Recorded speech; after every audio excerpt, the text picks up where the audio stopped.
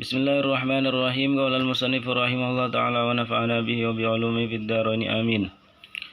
Fal ismu maka utawi isim yurafu iku dikaweruhi apa isim dikaweruhi bil khafdi kelawan i'rab jar wa tanwini lan tanwin wa dukhulil alif wal lam lan manjingi al wa hurufil khafdi lan pira-pira huruf jar wa hiya utawi huruful khafdi min ikum min wa ila lan ila wa an lan an wa ala lan ala wa fi lan fi wa rubba lan rubba wal ba lan ba wal kaf lan kaf wal lam lan lam wa huruful qasami lan pira-pira huruf qasam wa hiya utawi huruful qasam al wawu iku wawu wal ba lan ba wa ta lan ta.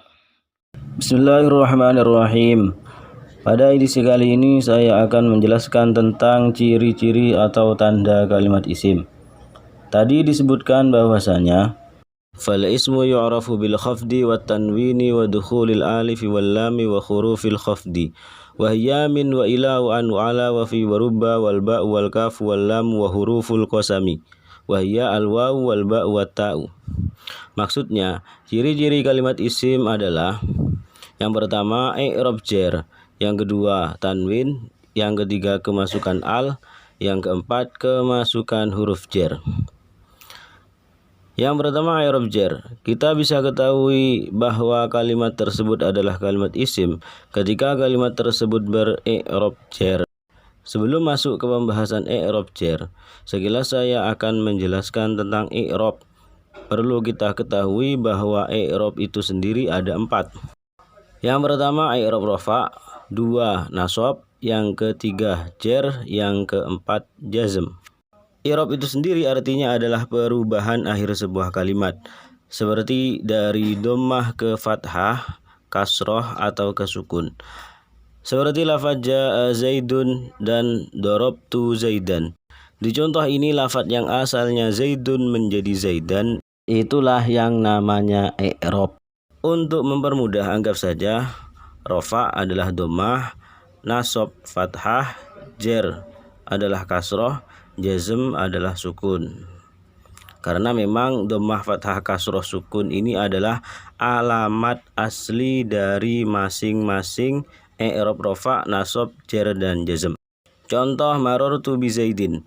Dalam contoh ini lafaz zaidin diharokati kasroh, maka zaidin adalah kalimat isim. Berarti kesimpulannya, ciri-ciri kalimat isim ialah ketika suatu kalimat berharokat kasroh. Anggap saja seperti itu dulu. Karena nanti i'rab jar itu alamatnya bukan hanya kasroh, nanti ada ya dan juga fathah. Yang kedua tanwin. Kita bisa mengetahui bahwa kalimat tersebut merupakan kalimat isim dengan tanwin. Artinya kalau kalimat tersebut bertanwin, maka kalimat tersebut adalah kalimat isim. Sekarang muncul pertanyaan, apakah tanwin itu? Tanwin adalah bunyi nun sukun pada akhir kalimat yang bisa terdeteksi ketika diucapkan tidak dalam tulisan, namun dalam penulisannya diganti dengan dhammatain, fathatain atau kasrotain. Contoh jaa zaidun. Lafaz zaidun ketika diucapkan akan terdengar bunyi nun sukun di dalamnya.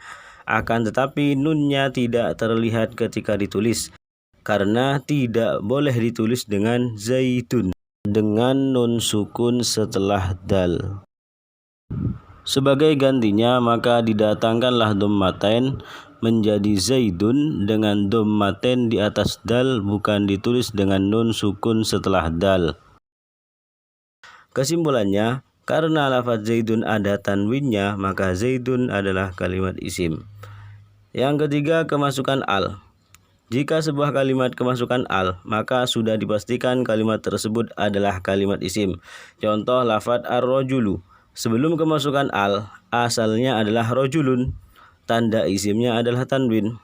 Ar-rajulu adalah kalimat isim karena kemasukan al, sedangkan rojulun adalah isim karena tanwin. Akan tetapi yang perlu diingat adalah bahwa al dan tanwin tidak boleh kumpul dalam satu kalimat. Maka tidak boleh diucapkan lafaz ar-rajulun, karena al tanda isim ma'rifat dan tanwin tanda isim nakirah. Ketika berkumpul pada satu kalimat seperti lafaz ar-rajulun, maka akan bingung ar-rajulun ini isim ma'rifat atau nakirah. Yang keempat, kemasukan huruf jar. Jika sebuah kalimat sebelumnya terdapat huruf jar, maka kalimat tersebut adalah kalimat isim. Contoh, marortu bi Zaidin. Lafaz Zaidin adalah kalimat isim karena sebelumnya ada ba huruf jar. Dan yang perlu diingat, contoh ini sama dengan contoh yang pertama, yaitu contoh tanda isim berupa i'rab jar. Di sini memang dibedakan antara tanda isim berupa i'rab jar dan tanda isim berupa kemasukan huruf jar. Memang di contoh marartu bi Zaidin seakan-akan tidak ada perbedaan antara i'rab jar dan kemasukan huruf jar. Karena kalimat yang kemasukan huruf jar otomatis akan ber-i'rab jar. Akan tetapi perbedaannya akan terlihat pada contoh marartu bi hadza. Jadi tanda isim pada lafadz hadza adalah kemasukan huruf jar.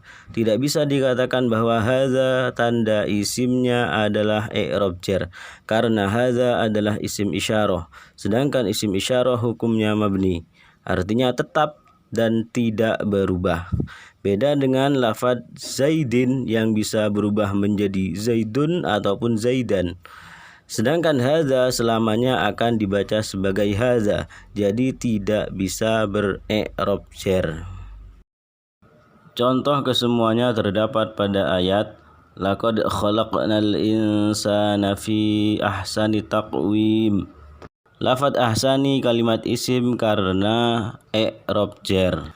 Dan lafadz ahsani kalimat isim juga karena kemasukan fi huruf jar. Lafadz takwimin kalimat isim karena bertanwin, sedangkan lafadz al-insana kalimat isim karena kemasukan al. Mungkin sampai di sini dulu edisi kali ini, semoga bermanfaat. Wassalamualaikum warahmatullahi wabarakatuh.